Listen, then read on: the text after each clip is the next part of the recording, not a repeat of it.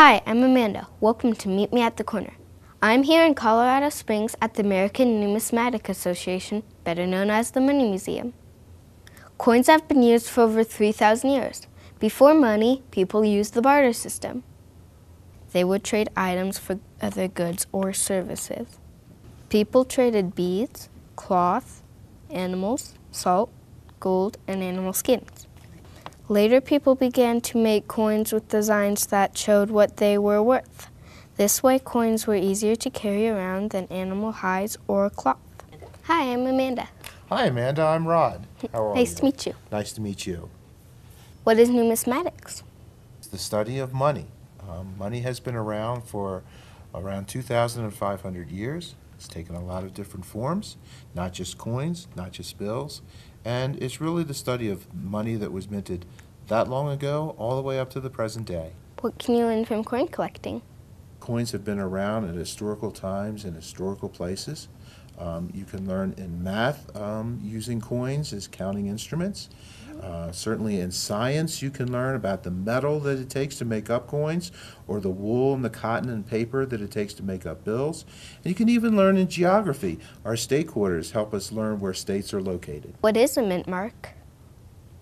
A mint mark is a record-keeping device that shows us where coins have been made. How can I get started in coin collecting? Well, you know, probably the best way to get started in coin collecting is by checking your own change that are in your pocket. One of the things that we always say is always check your change, because you never know what interesting coins that you might find just in circulation every day. So that's a really good way to start. Also, you want to learn as much about coins as you can. There are a lot of neat books that teach us about coin collecting. And really, it's not an expensive hobby if you collect coins just from, your pocket change. The Lincoln cent, we're commemorating Abraham Lincoln's 200th birthday, and so there'll be 4 different Lincoln cents that are coming out in 2009.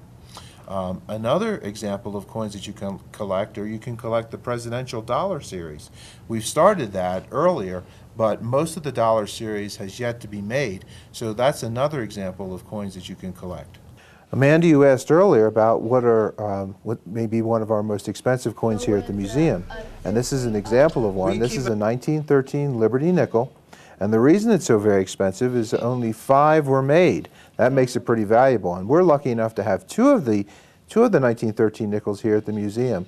One was sold last year for $4 million. Can you imagine? Amanda, one of the really neat pieces of money we have here at our Civil War exhibit is the 2-cent piece. Many people don't even know that the Mint produced a 2-cent piece, but we did during the Civil War.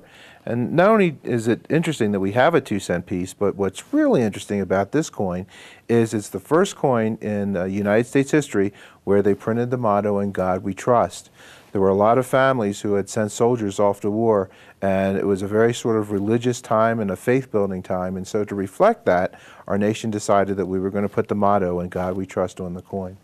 That's it from my corner of the world. See you next time.